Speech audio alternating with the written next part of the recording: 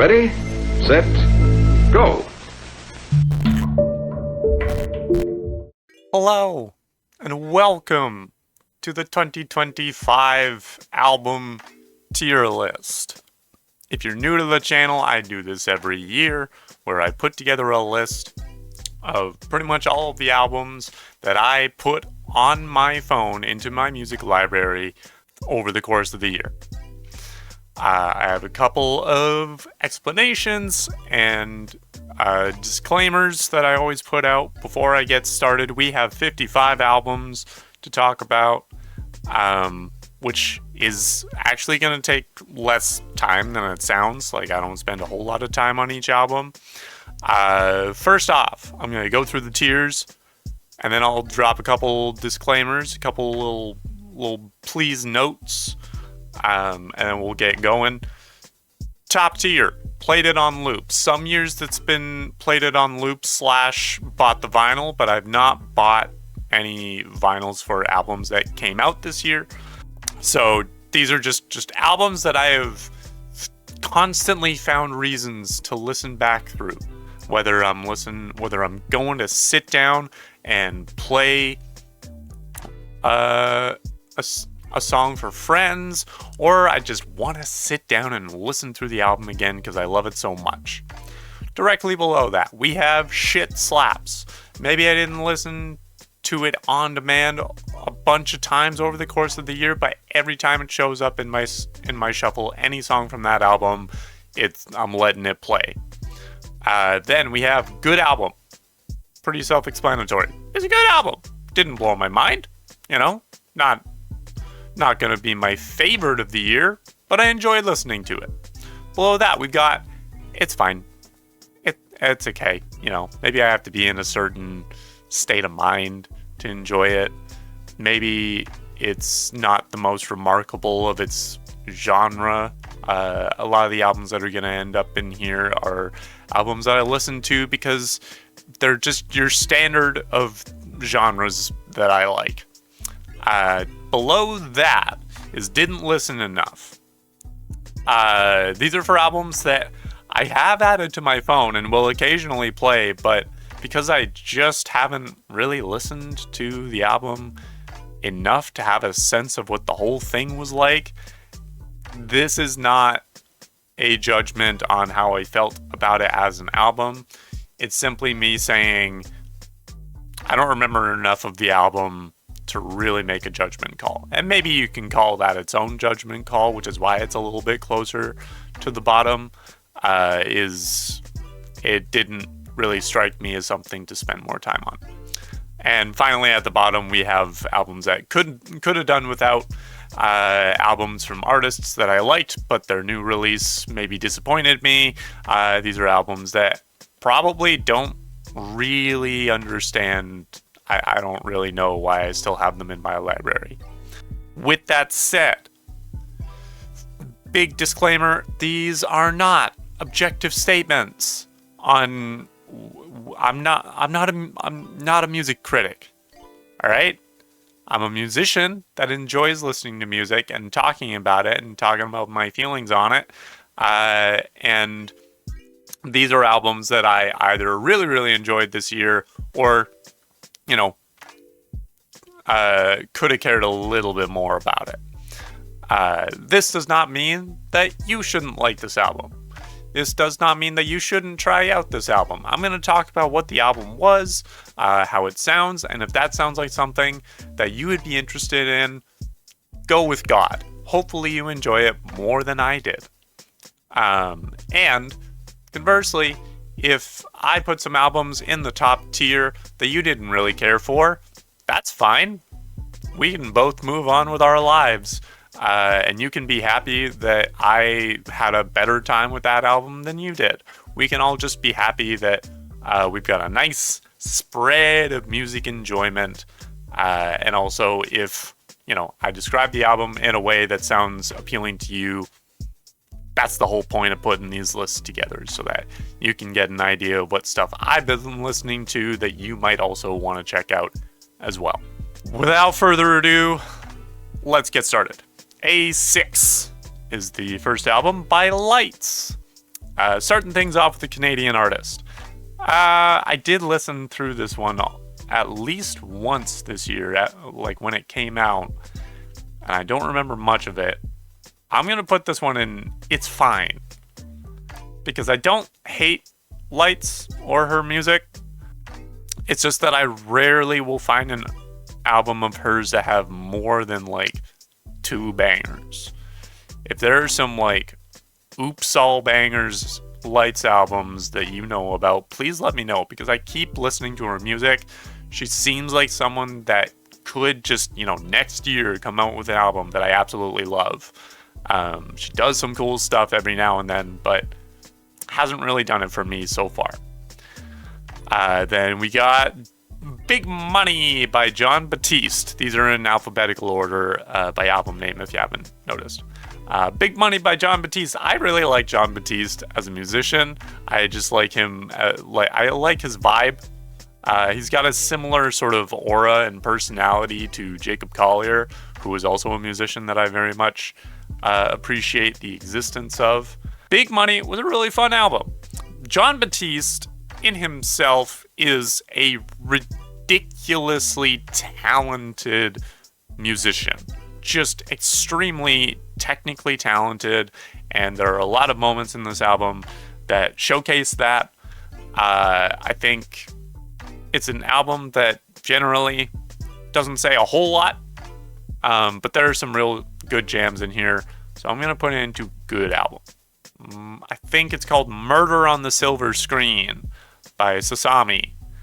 I got into Sasami via her self-titled album, I think it was, and this one had a slightly different sound to it. She is a very interesting songwriter, makes some very unique sort of harmonic and chord pattern choices. This newer album didn't hit quite the same for me as her last one, so I'm gonna put this one in. It's fine. It's fine. You might like. This is another one that other people might like more than I did. Next we have Circling from Above by Styx, of Mr. Roboto and Come Sail Away fame, among other hits. Like, this is an 80s band that has just kept making music. And I was only recently brought back into loop about the music that they've been making this year. And this album, they still got it. They've still got it. I haven't listened to it a crazy amount. I am going to put it in good album, just above here. I do recommend listening to it. If you like sort of the greatest hits of Styx, you should check them out. They've got the same singer who you can hear a bit of his age in his voice nowadays, but it'd be impossible not to. But it's definitely worth checking out if you're a fan of like classic like synth rock. It's a very good time. Next up, we have Dead Channel Sky by Clipping. Clipping got a Tiny Desk concert this year where they had a bunch of little robots hitting various little percussion pieces. It was so cool. I love Clipping so much. They're an experimental industrial hip-hop group. The rapping is done by Mr. Daveed Diggs, who is an actor, got a big splash when he was in Hamilton, but he's also been in a lot of other movies and television show. He was in the Snowpiercer series. He is, in my white boy opinion, one of the most underrated rappers in the game right now. He is extremely talented. His use of different rhythms and rhyming schemes and meter is so impressive. The way that he like switches flow so many times in the same song using different time signatures. It's very much nerdy hip hop. And this album is no exception. They do a lot of concept albums, and this one is sort of a like hacker sci-fi kind of narrative going on there. This is the first one to be put in Shit Slaps. Then we have Dreams of Being Dust by, and I am not kidding, this is their full band name if you weren't aware of them. The band's name is The World is a Beautiful Place and I Am No Longer Afraid to Die. They are a sort of post-hardcore, sort of emo rock grunge band. I would probably put them on sort of post-emo, post-punk kind of deal, which is very much one of my very much music that I listen to and play a lot of nowadays. And this, my goodness, this album really made a hit. I'm not quite putting it in Played It on Loop because I didn't. But I am going to put it in Shit Slaps because it does. It hits so hard and there's so much cool stuff in here as far as like hard rock goes. Big fan. Next we have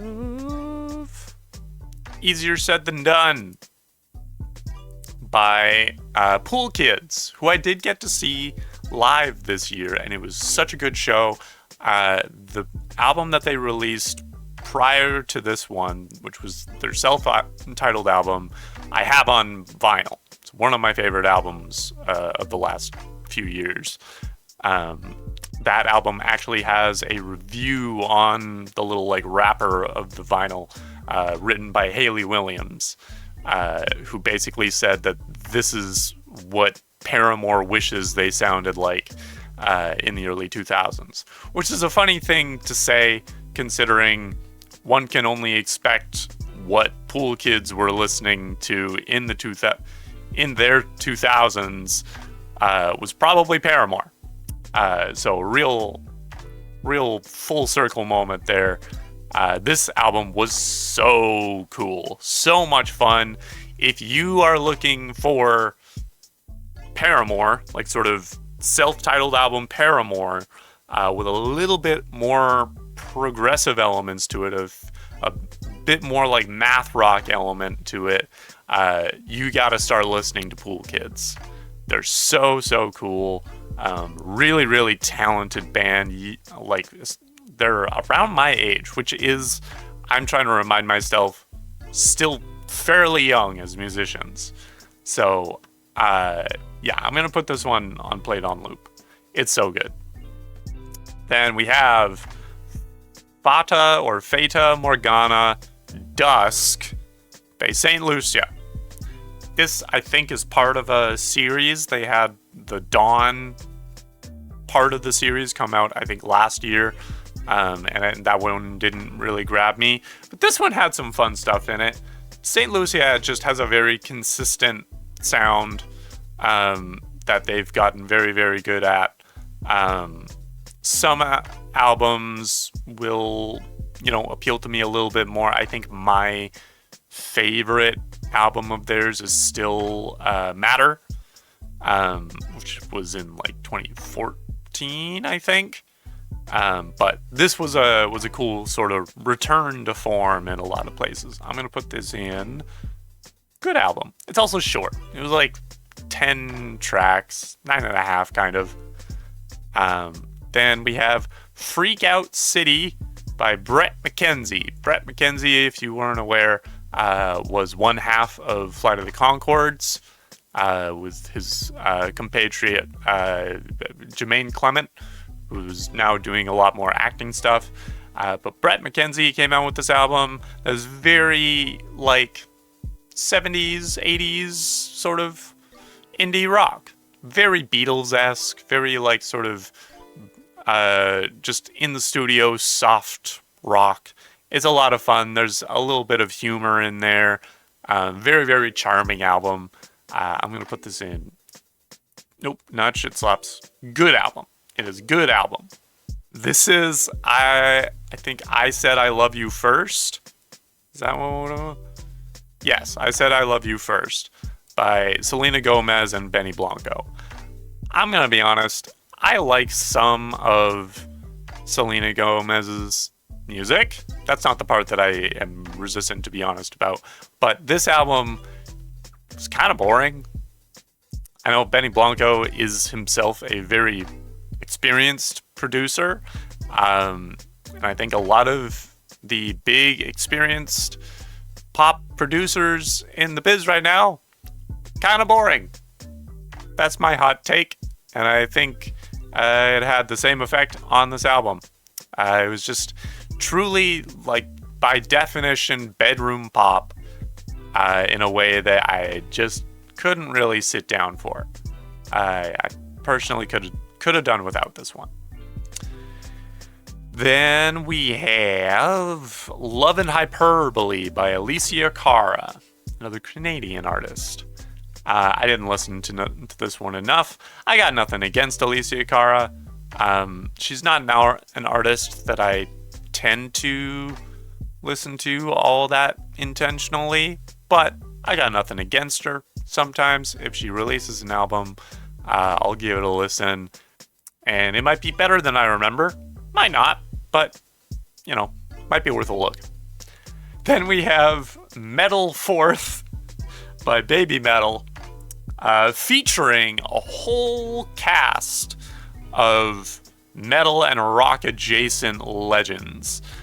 This was truly their collaboration album, and it turned out so well. They've got Bloodywood on here, they've got Spiritbox, they've got Poppy, they've got Tom Morello. They've who else did they have on this one? Hang on. Polyphia was the other big one on there. But even saying that, I actually found that the songs on Metal Fourth that I enjoyed the most were the ones that was just Baby Metal. They are such a talented group, such fun songwriters as a metal band. I enjoy listening to them every time, and I did end up playing this one on loop. Really, really big fan of these guys. Then we have Moisturizer by Wet Leg. It's fine. It's sad girl indie rock, indie pop, which, is some people's bread and butter. I've been easing my way into it. I'm becoming more and more of a fan of it lately in some forms or the other. And I have not spent a whole lot of time listening to Wet Leg stuff. This album I remember enjoying, but not really remembering much of. It didn't really grab me as much, so I'm gonna put it in. It's fine. This is another one that if you're watching this, you might enjoy it more than I did. I don't think it's a bad album. I just don't know if it was necessarily made for me. So, gonna keep moving. This is A City Drowned in God's Black Tears by Infinity Knives. Actually, I should say it's Infinity Knives and someone else. Who was it? Infinity Knives and Brian Ennals. If you are looking for something JPEG Mafia adjacent, but a little bit, and by a little bit I mean a lot more like politically explicit and politically minded, should start listening to Infinity Knives. They come out pulling no punches at the top of this album. They say a lot of things that you kind of got to sit there and be like, okay, this is the energy that we're coming at it. It is a lot, but it's some really, really cool stuff. They also sort of toe the line between like hard hip hop, and they've got a little bit of punk energy going on in there. I have found that the 2020s have started to become the new era of, hybridizing rock and hip hop again, which personally, please, more of that. And this album is a very good example of that. I'm going to put this one in shit slaps. Then we have Aperture by The Head and the Heart. Every now and then, The Head and the Heart I got really into during their sort of 2010s folk rock days, when they were playing things like Ghosts and Lost in My Mind. And now they've kind of, faded back into just indie rock kind of stuff. It's not bad, but I don't know. It doesn't really feel like they're making any like unique, distinctive choices anymore. This album is fine. I haven't listened to it a whole lot. It's definitely on thin ice between this one and the bottom tier. If you enjoy a little bit of sort of piano-driven, pop rock, then this might be the one to check out. Then we got Breach by 21 Pilots. This is the first one we're looking at in this video that I've covered on the channel. I really liked this album. I was pleasantly surprised by this album, considering it was originally just going to be like an extended edition of Clancy. But it really, really brought out a lot of the things that I liked in Clancy and just did more of that specifically. Like Drum Show, such a banger. Really enjoyed Tally. I have been trying to get Clay, the bassist for Rougarou, into a little bit of 21 Pilots, and Tally, I think, was one of the better sort of showcases of that. Really enjoyed this album. I don't know if I've been playing this one on the loop, but I'll put it in shit slaps. Now we have another album that we covered on the channel, Ego Death at a Bachelorette Party by Hayley Williams. I really like this album. I maintain that Petals for Armor is probably still my favorite. I like this album in the way that it combined some of the sounds from Petals for Armor, some of the songs from Descansos, and also just bringing in a little bit of Paramore-esque rock flair to her solo stuff. I really enjoyed listening to this album. I'm going to just as a sort of symbolic gesture, it doesn't really mean anything officially, but I'm going to put this one at the top of shit slaps, because it's so close to being played on loop. It's so close, but I haven't been playing it on loop. It's just a really good album. Then we have, I think this is, it's Parasomnia by Dream Theater.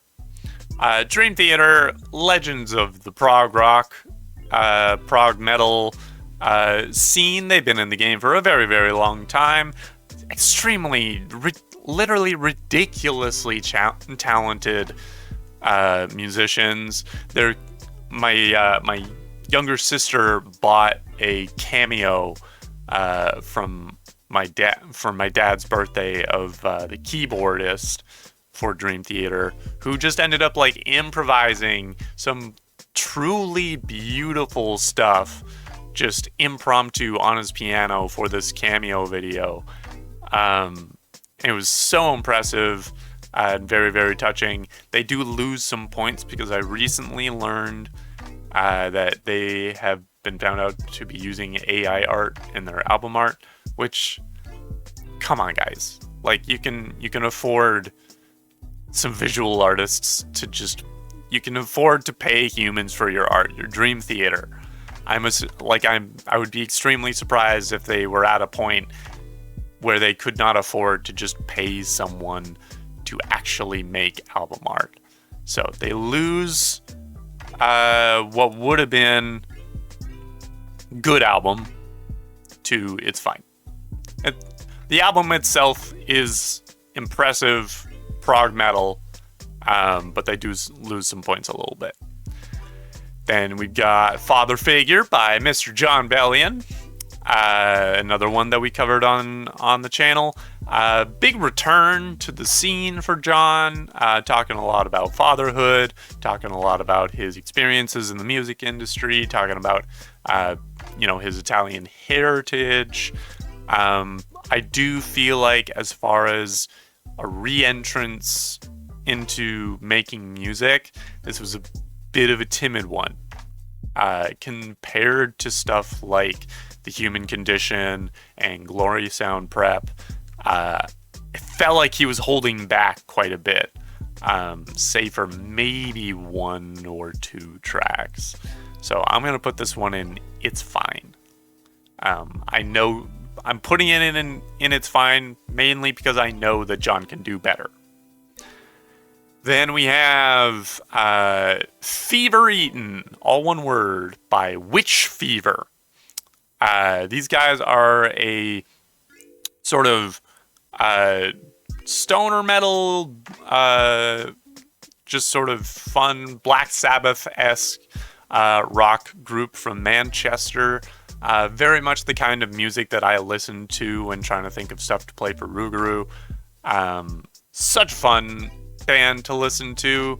We gotta get my band out to the UK, because it seems like there are a lot of bands in the UK that are playing a lot of the same music as we are, and Witch Fever is one of those. And this new album has a little bit more polish than the first one. Doesn't have a crazy amount of like mind-blowingly new choices.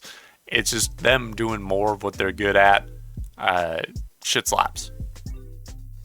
Then we have Fuck You, Skrillex. You think you're Andy Warhol, but you're not, which is in fact the newer album by Skrillex.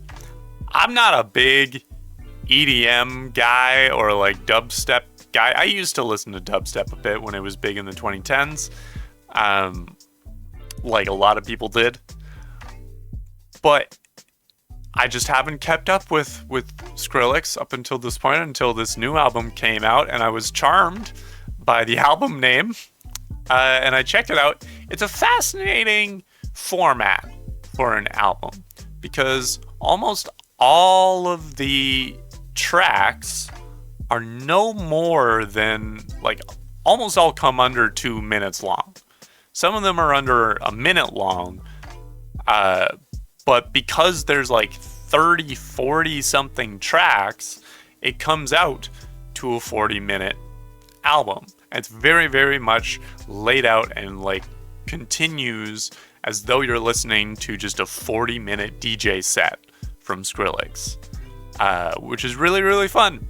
The man's been doing it for a hot minute now. He's gotten really good at it. There's some pretty cool features on here, like Dylan Brady of 100 Gex shows up in there. It was a really good time. I did not expect to be sitting down on my commute enjoying my ass off to Skrillex, but here we are. This shit slaps. Then we have Happiness Is Gonna Get You. Going to Get You by Ali X, who is an artist that I enjoy quite a bit. Makes sort of like indie art, not art pop. I would almost say like glam pop, and kind of deal, very Madonna inspired. And she's made more fun stuff. Another artist with a very distinct sound and style that she's just been doing and getting better at for the last few albums, and this is no exception. If you enjoy very like sort of queer-coded, like glamorous pop music, this is definitely one to listen to. I'm gonna put in good album.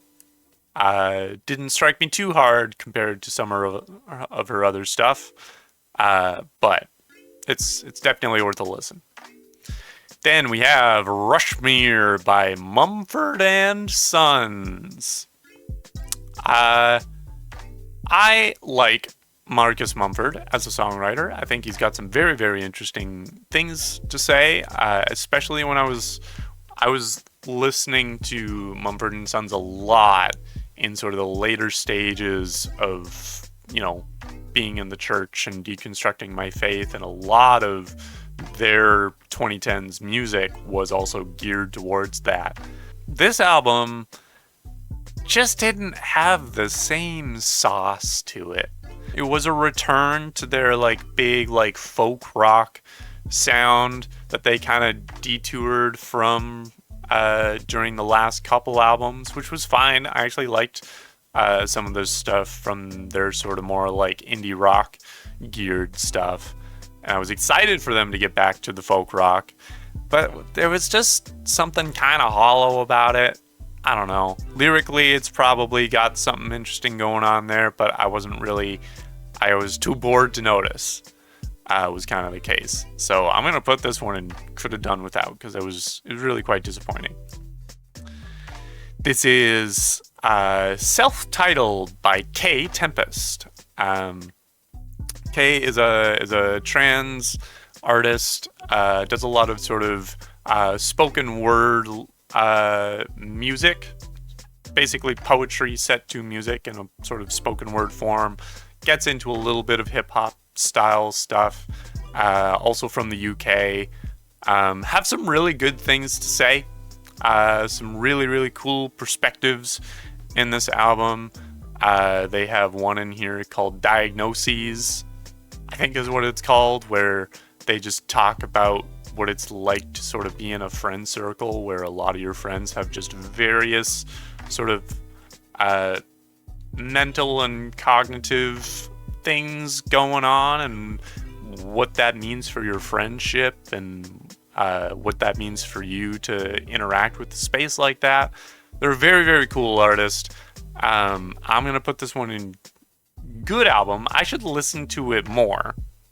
So there's a piece of me that might want to put it in didn't listen enough. But for now, I'm at least gonna put it in good album, because it was a good album from what I remember.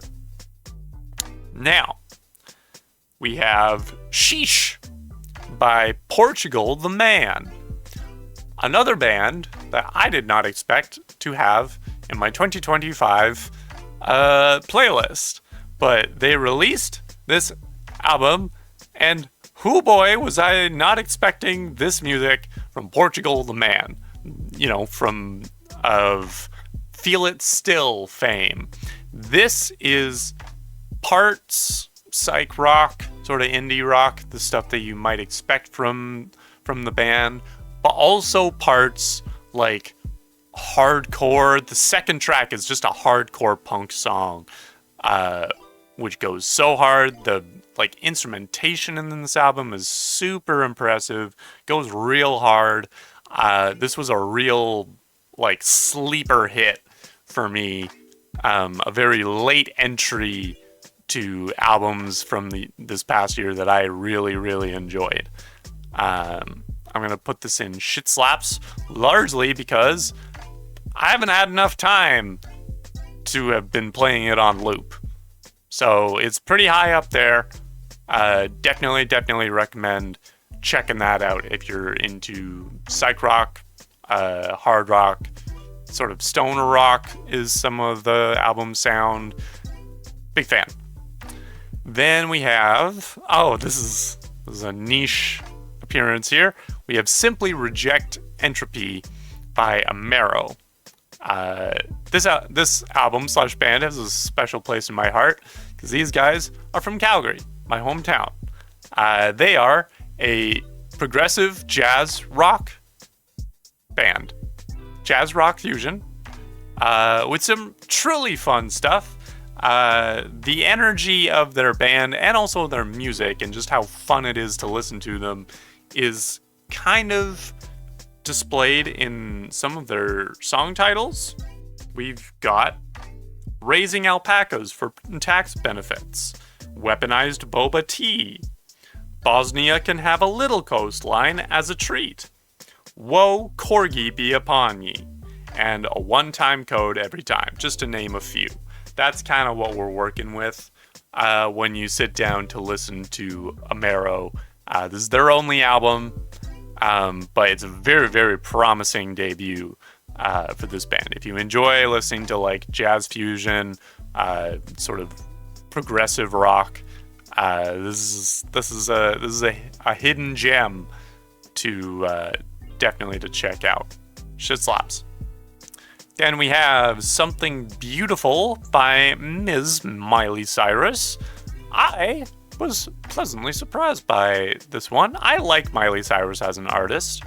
I have a deep amount of respect for her as just someone that's been through a lot, just has had some real rough experiences with showbiz and the entertainment industry as a whole. And I think she has done a great job of making an effort to maintain her own artistic integrity while also remaining pretty dang commercially viable. This album being a little bit on the darker side.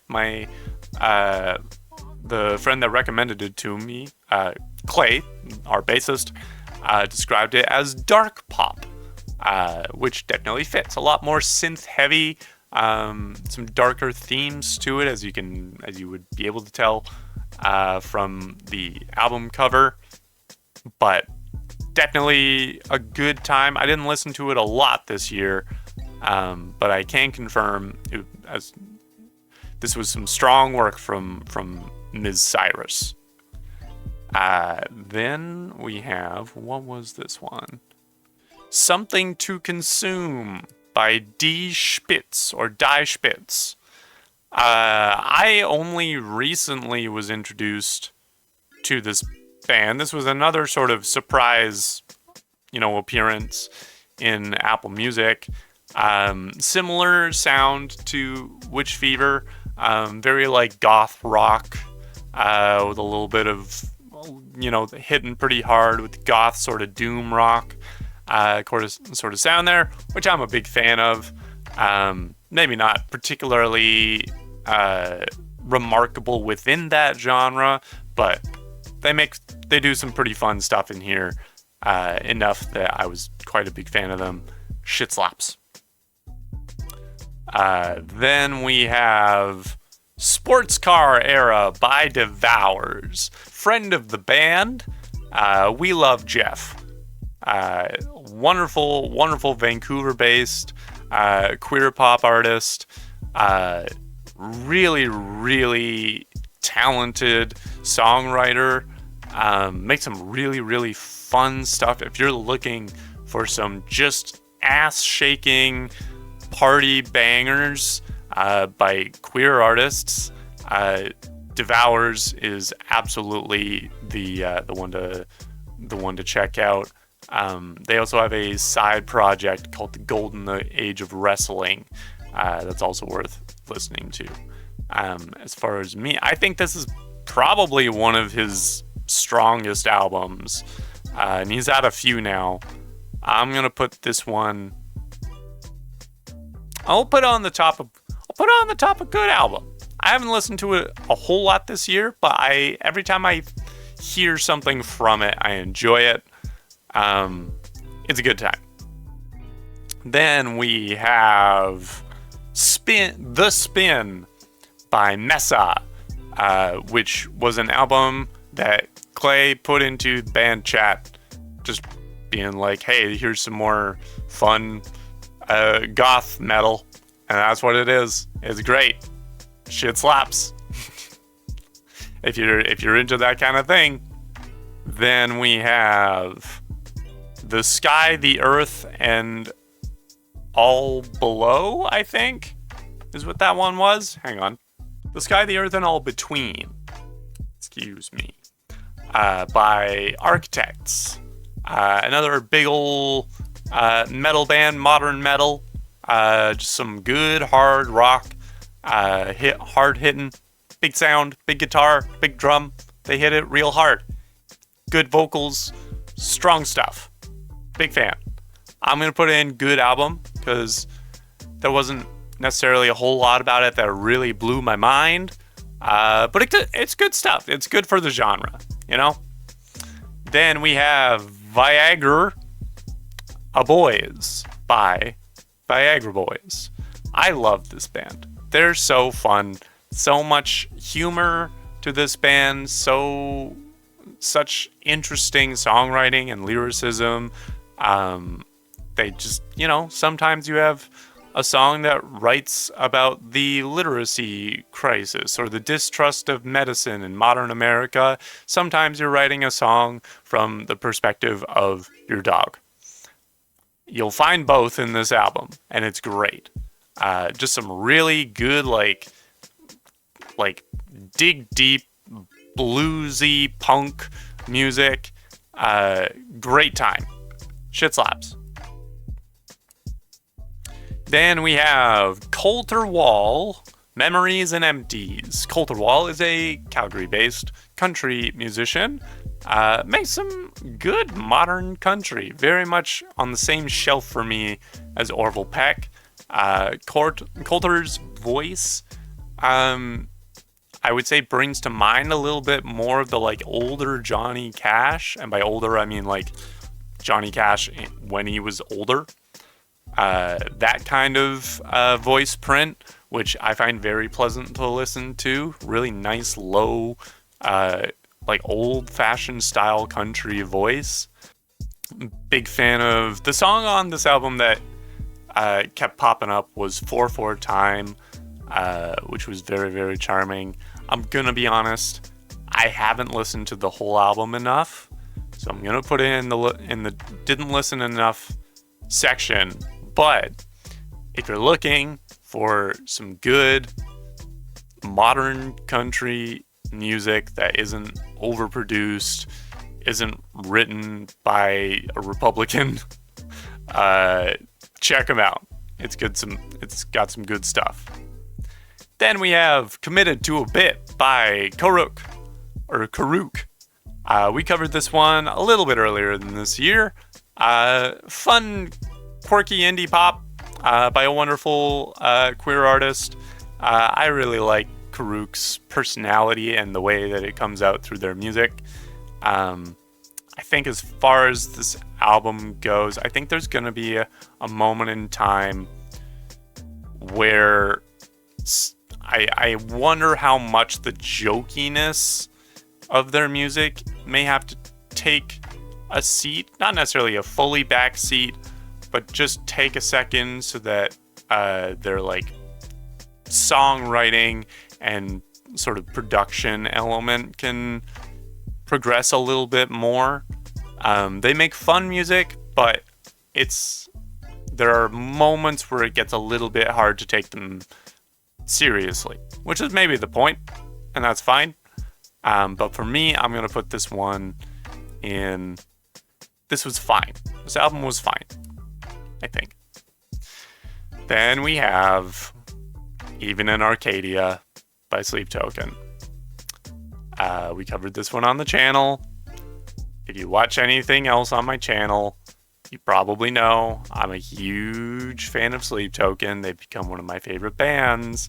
They've come under they both won a lot of awards specifically because of this album, and also have come under a lot of fire in the music critic circles.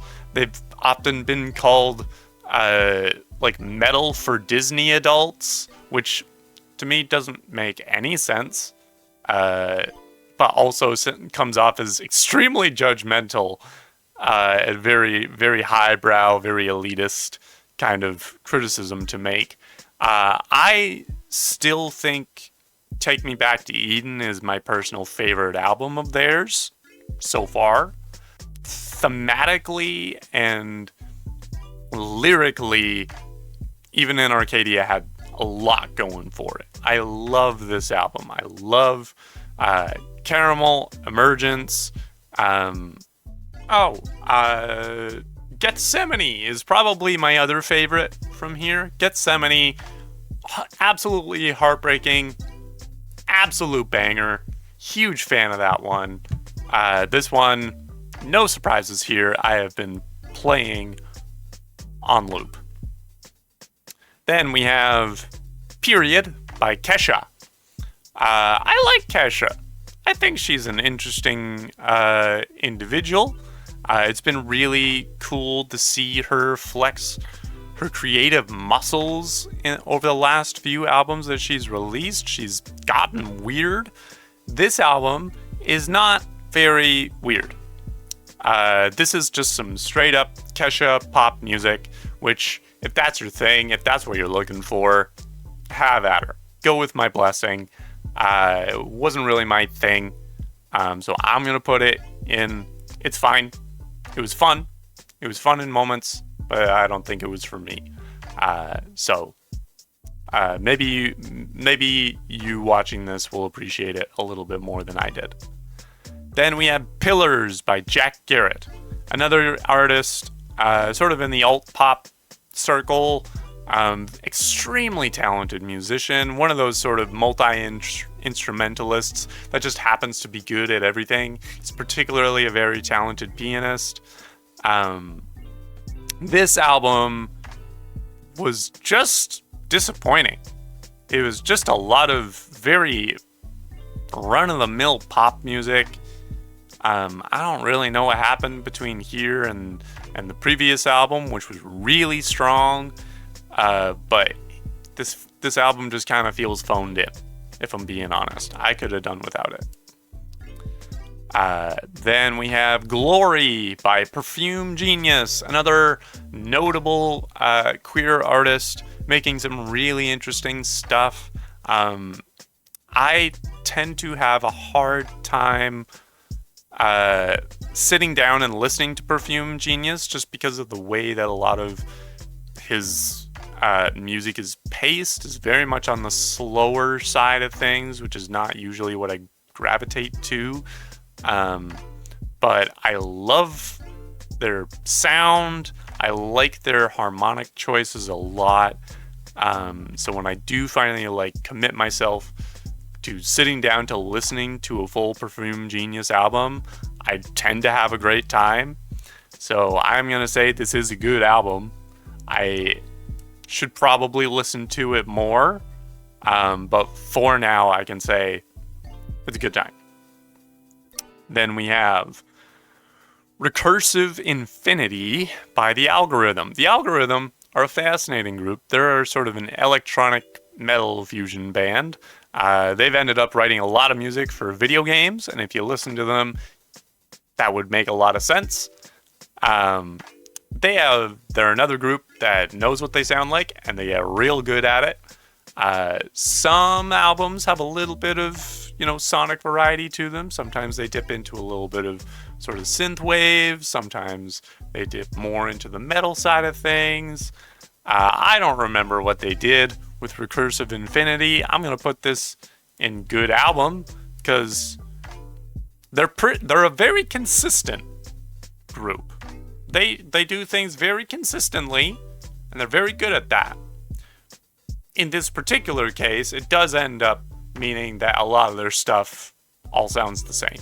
It's not a problem, because it all sounds good, but it does kind of start to meld together a bit.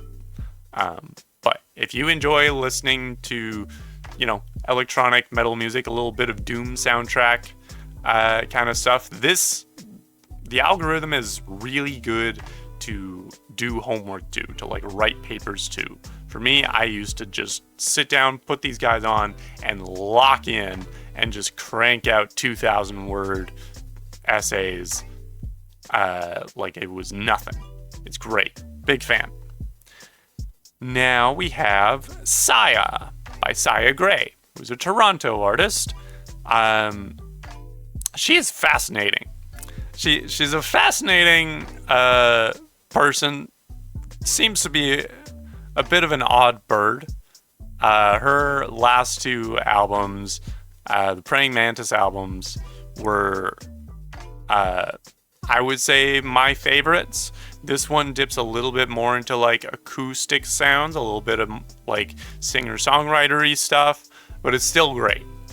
She has some really, really interesting things to say.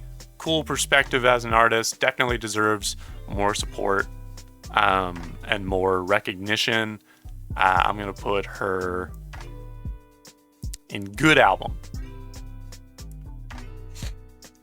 Then we have, this is called The Rest of the Story by Big Wreck.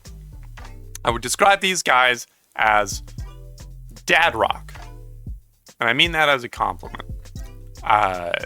Very modern rock sound, very much inspired by 80s and 90s rock bands, with a little bit more impact to them. And they're just fun to listen to, quite frankly. If you enjoy a good modern rock album, you'll like Big Wreck. and this album is no exception.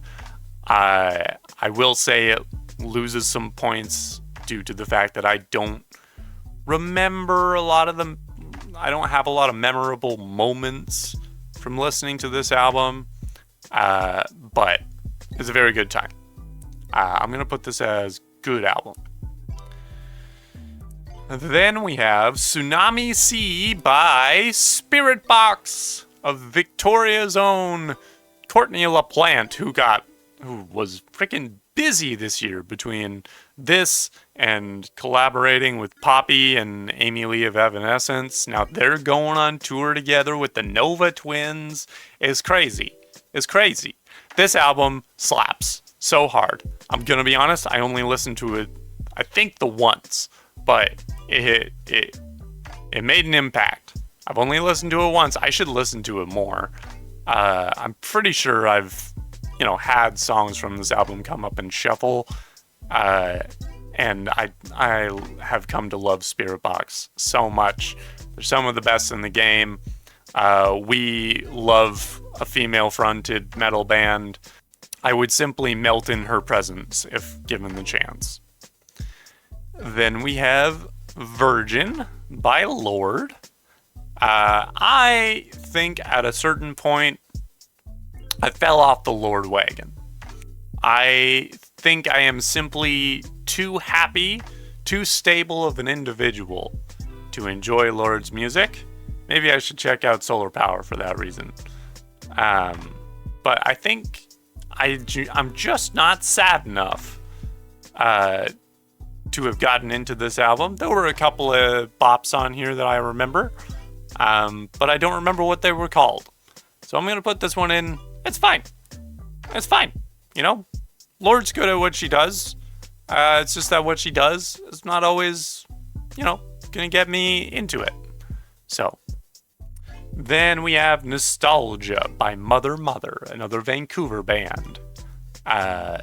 This Mother Mother is a weird band. I'm gonna say it right now. They're a strange bunch.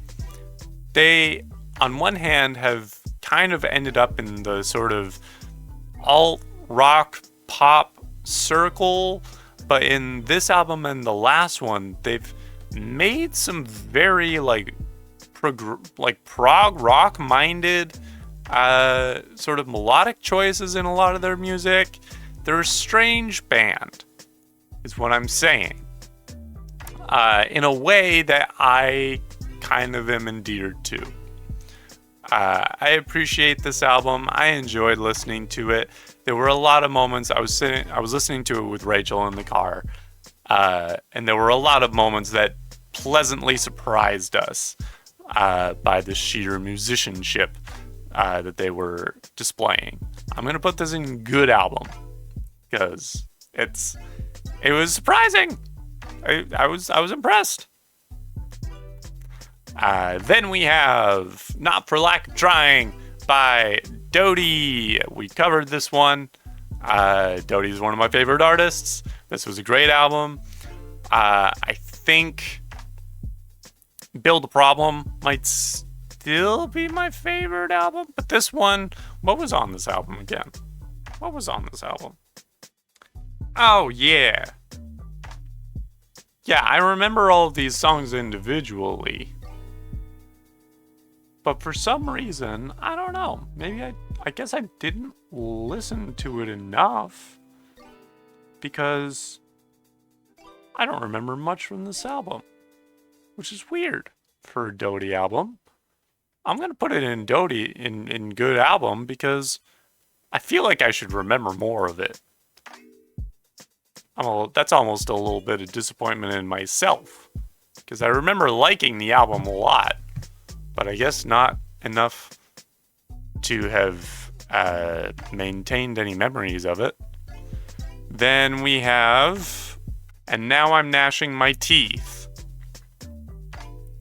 by the Barbarians of California. This is a sort of hard rock project by Aaron Bruno, formerly of AWOL Nation. He just ended up forming a freaking hard rock band, and honestly, it was a great idea. His voice is super well suited to the genre. They got a really solid band together. Some of the breakdowns in this album hit real well, hit real nicely. It just all comes together in a way that makes a lot of sense. I'm honestly surprised that we haven't gotten something like this from Aaron Bruno until 2025. This shit slapped. Then we have Big Smile by Greer. I've not listened to this one enough. I simply haven't listened to it enough. Couldn't tell you a single thing about what that album sounds like. I think I listened to it maybe a few times, and I just don't remember. Then we have a familiar album cover. This is Graveyard Smash by Rougarou, my band. I think it's reasonable that this one's been played on loop. Not just because I've been playing the music myself for the last 3 years, but also because I'm really proud of it. It's good music. It's music that I enjoy listening to and I enjoy playing it. And I think it sets a good example of the music that I want to keep making. I want to keep making music that I can sit down and want to listen to myself. It's fun music. It's got a great message behind it. I'm really proud to be a part of this band, not just proud of me and my friends for how far we've come. We're literally playing at an arts festival up in northern Canada. We're getting our flights paid for and lodgings covered, and we're getting paid to play at the festival just because me and a few of my friends wanted to get together and start a punk band. And now we're this somewhat Vancouver reputable prog punk band that makes songs occasionally about saying fuck you to transphobic provincial premiers, and other times just having a good time singing about vampires. This band is going to truly go down as one of the highlights of my life. That's not an exaggeration. It's truly been a lucky blessing to be a part of this band and to be able to make this music with people that I love and cherish and enjoy, making art with. It's a great time. I feel very lucky. So yeah, if you enjoy proggy punk music made by a bunch of queer artists, you should check it out. We're not on Spotify, because actually we might be, but don't listen to us on Spotify, because fuck Spotify. Listen to us on Bandcamp, Tidal. If you've already got Apple Music like I do, then that's fine. But yeah, check it out. We're really proud of this album. And I have in fact been playing it on loop, not just so that I can be fresh up on the music. Then we have The Father of Make Believe by Coheed and Cambria.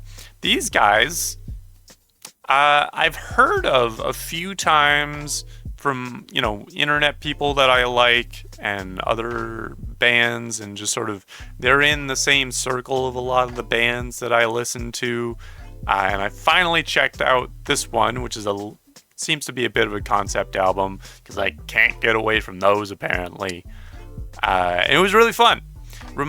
Their singer in certain spots reminds me of Fall Out Boy at certain times in their discography, but with a little bit more of a prog rock feel to it. Very fun stuff. I love melodic hard rock. It's a great time. Shit slaps.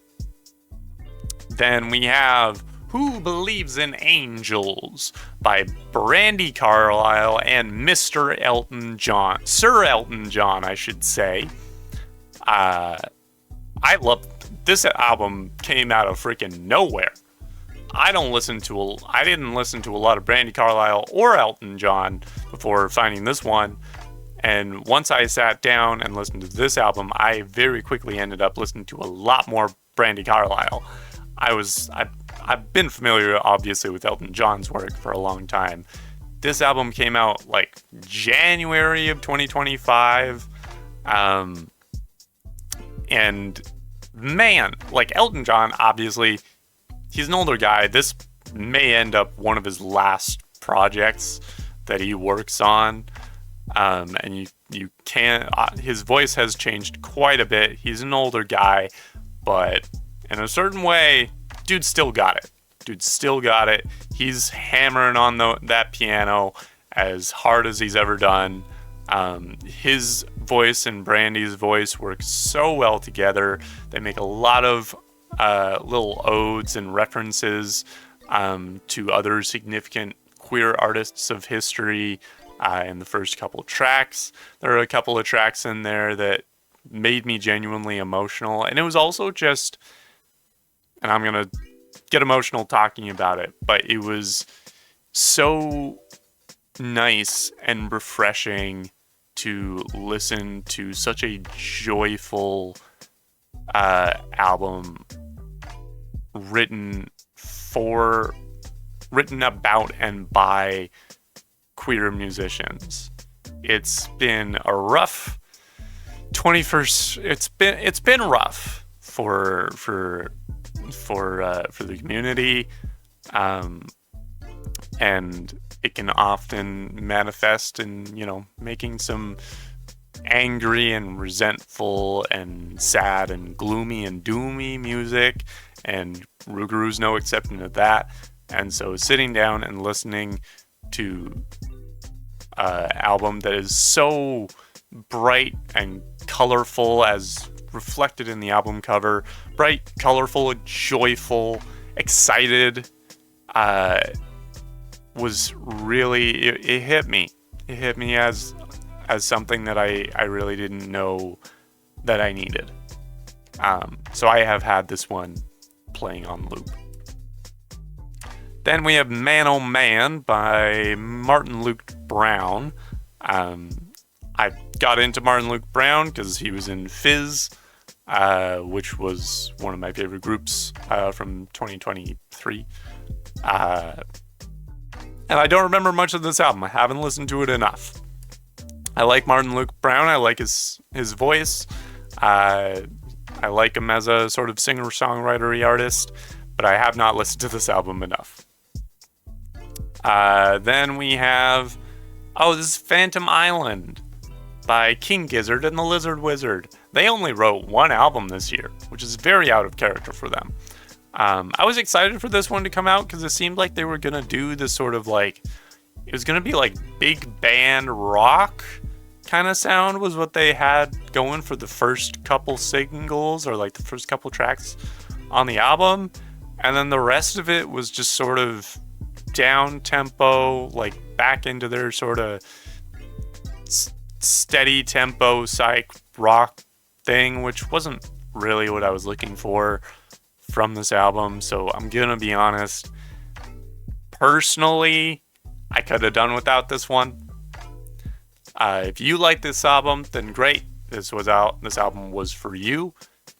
It wasn't for me. It didn't have enough of what I thought the album was going to be, which is kind of on me, I'm not going to fault King Gizzard and the Lizard Wizard for not following through on my expectations on the album. They knew what they wanted the album to be, and hopefully it's exactly what they wanted. It's just not really what I was looking for. So, then we have Prisms by Shadow Academy, which is a very fun contemporary rock band headed by Mr. Dan Avidan of Game Grumps and Ninja Sex Party and Starbomb, and also Sky Hill. Dude's in like 4 bands. He's a busy guy.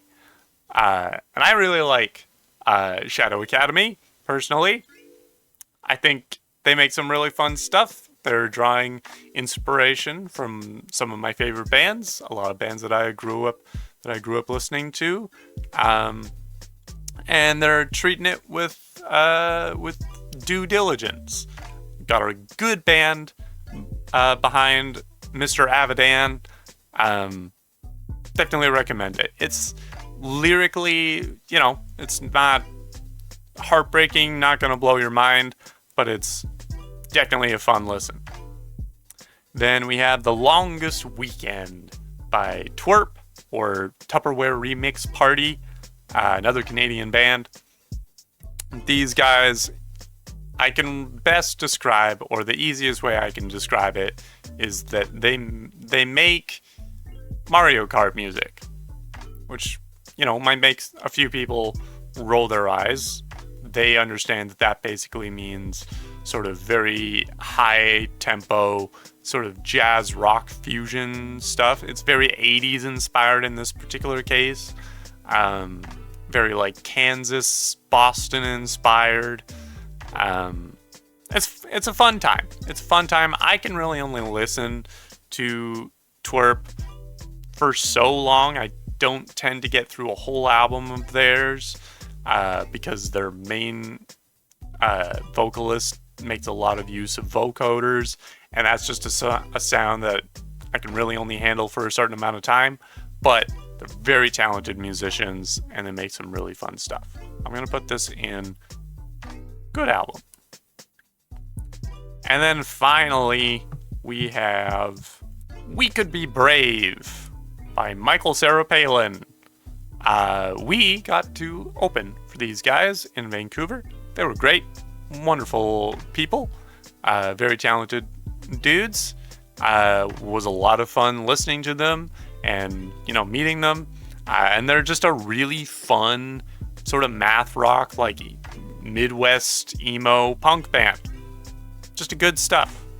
They got really big via, I think they did like a 1975 cover of If It Makes You Happy, which does go pretty hard on the album, their cover of it at least.